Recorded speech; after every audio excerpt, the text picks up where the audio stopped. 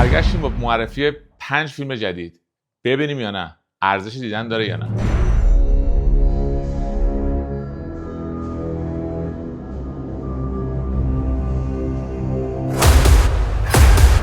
خوش اومدید مووی دیلر. ببخشید بابت صدایی که من دارم. مریضی سخت و هنوز که هنوزه باش دارم دست و پنجه نرم میکنم. ولی پیش خودم گفتم که این ویدیو نباید عقب بیفته.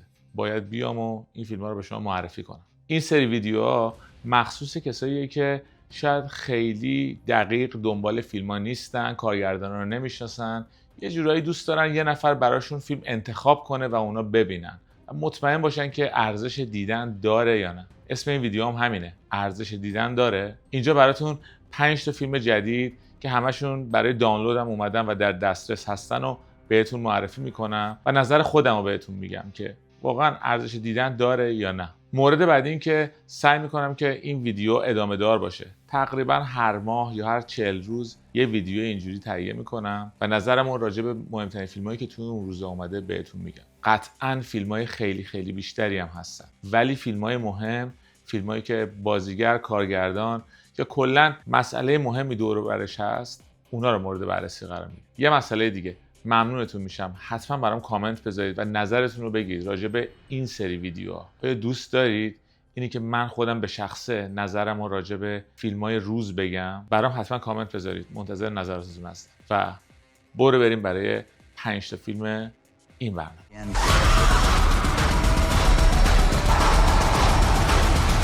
فیلم‌های زیادی تو این چند ماه برای دانلود اومدن. تقریبا هر هفته چند تا فیلم میان. من اینجا 5 تاشو انتخاب کردم.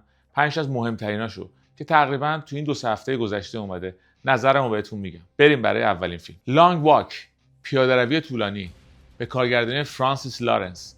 همون کسی که سری هانگر گیمز، فیلم کانستانتین و فیلم آی ام لجند ویل اسمیت رو کارگردانی کرده. پس یعنی میدونه چه جوری باید با فیلمنامه‌هایی که آخرالزمانی هستن کار کنه و کنار بیاد. نویسنده کیه؟ استفن کینگ. بله، آقای استفن کینگ این داستان رو توی جوونیش نوشته، تو دهه 70. فیلم داستان یه مسابقه‌ایه که توی امریکا برگزار میشه تا به مردم روحیه بده، ولی پشتش یه حقیقت تلخ و بیرحمانه خوابیده. شرکت کننده‌ها میدونن قراره چی سرشون بیاد. قانون ساده است. راه برو، فقط راه برو. و اگه وایسی، بله، تمومه، مردی. به همین سادگی. دید بهتون گفتم چه داستان ساده‌ای داره، ولی همین داستان ساده روایتشه که باید جذابش کنه. روایتش جذاب هست، بازی بازیگرا خوب هست، کارگردانی هم خوبه. فیلم کشش داره، شما رو با خودش میبره جلو. کم کم با شخصیت‌ها، اون 3-4 تا شخصیت اصلی بیشتر آشنا میشید، از بک‌گراندشون میدونید و اینکه چرا توی این مسابقه شرکت کردن.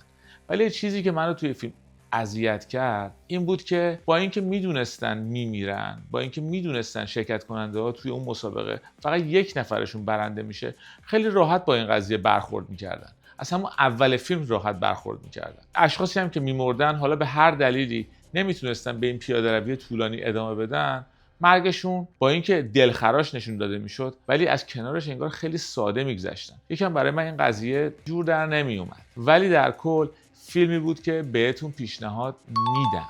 ارزش دیدن داشت. پایانش هم پایان خوبیه. پس فیلم اولمون که ارزش دیدن داره، لانگ واک، پیاده‌روی طولانی.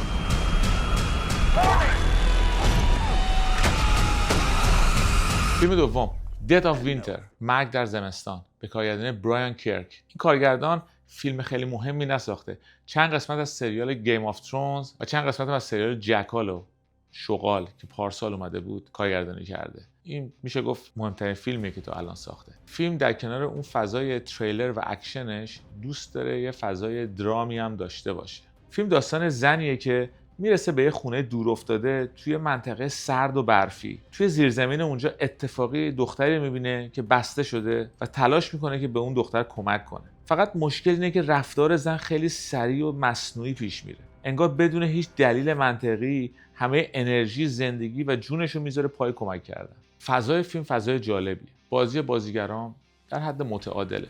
ولی اینکه این زن چرا به اون منطقه رفته، اون دلیل احساسی و رابطش با همسرش که فوت شده، همه باعث نمیشه که اینجوری بخواد به اون دختر کمک کنه. از لحظه اول که میفهمه اون دختر توی اون زیرزمین بسته شده، همه هم و غمش میذاره برای کمک کردن به اون دختر. اصلا سوال نمیکنه که چرا این دختر بسته شده، من چرا باید کمک کنم. اینجور مسائل هستش که یه خورده تو ذوق میزنه. اکشنش خیلی خیلی متعادله، نمیگم خیلی چیز خوبیه یا کمه، خیلی متعادله. پایان فیلم پایان خوب و قابل قبولیه، ولی در کل فیلمیه که شما همیشه یه قدم از کارگردان جلوتر هستی.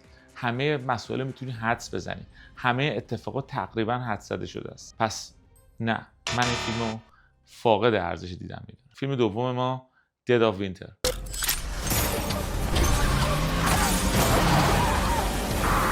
فیلم سوم ما که همین تازگی ها منتشر شده از شبکه نتفلیکس، The Ballad of a Small Player، تصنیف یک بازیگر کوچک، به کارگردانی ادوارد برگر و بازی کالین فارل و تیلدا سوینتون. ادوارد برگر رو کسایی که یه خورده بیشتر درگیر سینما هستن و اخبار رو میخونن حتما میشناسنش. سال 2022 در جبهه غرب خبری نیست. بله، کاندید 9 تا اسکار شد، کلی جایزه دیگه هم برد. اسم ادوارد برگر سر زبونا افتاد. پارسال هم که فیلم کانکلیو، مجمع پاپ ها، با بازی رالف فاینز داشت. اون فیلمم کاندید چند تا جایزه اسکار شد. و امسال با این فیلم اومده، داستان یک قمارباز شکست خورده. فیلم درباره یه مردیه به اسم لورد دوئل با بازی کالین فارل که تو شهر ماکائو گرفتار قمار شدید شده. بدهیاش بالا رفته، هویت ساختگی داره و با زنی به اسم فالاچن آشنا میشه که خودش هم یه رازی داره. در ضمن یه زن دیگه هم هست با بازی تیلدا سوینتون که اومده قرضش رو از این مرد بگیره. داستان تو نگاه اول خیلی جالب و جذابه. یه مرد شکست خورده، قماربازی که سعی میکنه ببره ولی نمیتونه و نمیتونه از این قضیه قمار بیرون بیاد. اون شهر نئونی ماکائو، سالن‌های بزرگ قمار، میزهای جالب پوکر و رولت و انواع و اقسام بازی‌ها و بازی خیلی خیلی خوب کالین فارل. بله، راجع به یکی از بهترین بازیگرایی که الان داریم تو صنعت سینما صحبت میکنیم. ولی فیلم از یه جایی به بعد به نظر من از دست میره. نیم ساعت اول فیلم جالب و جذابه، با شخصیت آشنا میشید، کلا با سازوکار قمار آشنا میشید، ولی از یه جایی به بعد فیلم از دست میره. اون فضای رئال جای خودشو میده به یه فضای مالی خولیایی. شما نمیدونید که این صحنه‌هایی که دارید میبینید واقعیت یا توی رویاست، این شخص زنده است یا نه.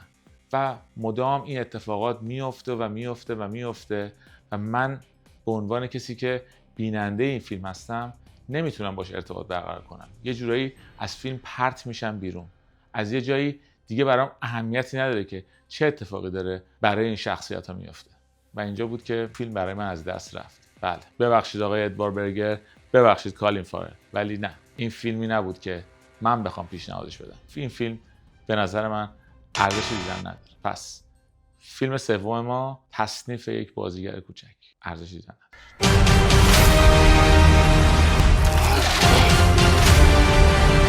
فیلم شماره 4مون، خیلی خیلی اتفاقی با این فیلم برخورد کردم. She Rides a Shotgun.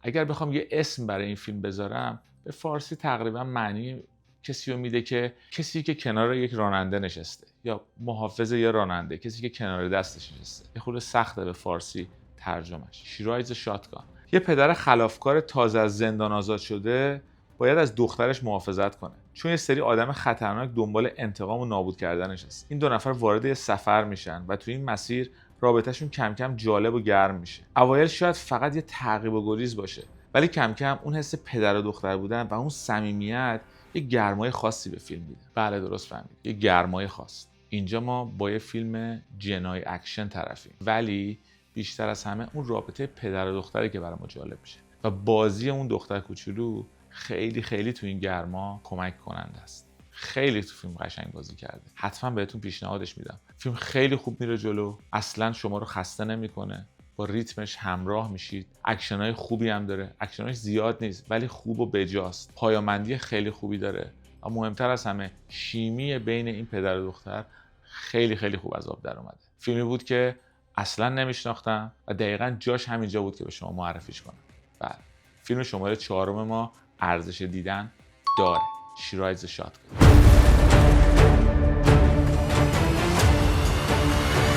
فیلم شماره 5 که به نظرم بهترین فیلم این برنامه است به نام ریلی، ترجمه فارسیش میشه رله، یا همون اتفاق تماس گرفتن توی فیلم که چه شکلی با هم تماس میگیرن، ارتباط برقرار میکنن، اون معنی رو میده. کارگردان فیلم کیه؟ آقای دیوید مکنزی. ایشون 2 تا از فیلماشو ما توی کانال کار کرده بودیم. اول از همه فیلم یانگ آدم جوان، توی اون ویدیویی که راجع به فیلم‌های اروتیک بود، اینجا براتون میذارم، حتما ببینید. و یه فیلم دیگه خیلی خوبم که داره، هل اور های واتر، اون وسترنی که ما دوباره توی کانال کار کرده بودیم به عنوان یکی از بهترین وسترن‌های 25 سال اخیر. همین زیر میذارم لینک اونو. پس ما با یک کارگردان درست حسابی طرفیم. فیلم با بازی رویز احمد و لیلی جیمز به عنوان بازیگرای اصلیشون داستان مردی نشون میده که یه سری کارا انجام میده که انگار هر کسی نمیتونه انجام بده. یه سری اسناد که میخوان فاش بشن به این شخص داده میشن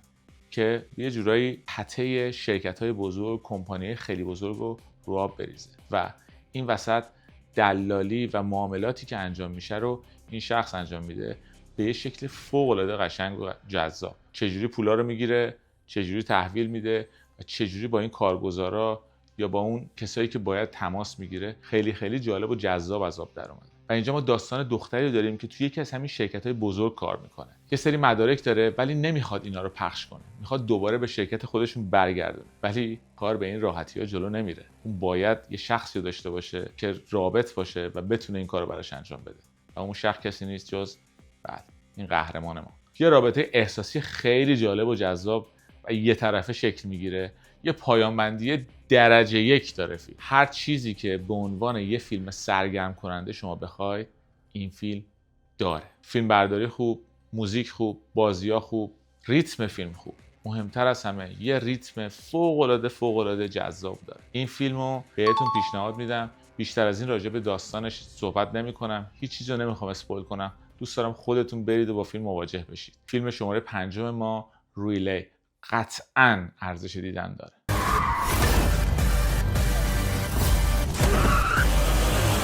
این بود 5 تا فیلمی که معرفی کردم. امیدوارم راضی باشید. لایک و سابسکرایب و زدن اون زنگوله رو که میدونم میدونید به دوستاتونم معرفی کنید. این بهترین کمکیه که به من میکنید. بزرگترین کمکیه که به من میکنید. و حتما برام بنویسید که آیا این مدل ویدیوها رو دوست دارید یا نه. بیام و فیلمای روز رو بهتون معرفی کنم که ارزش دیدن داره یا نه. خیلی خیلی خوشحال میشم که نظراتتون رو بدونم. پس تا برنامه بعد.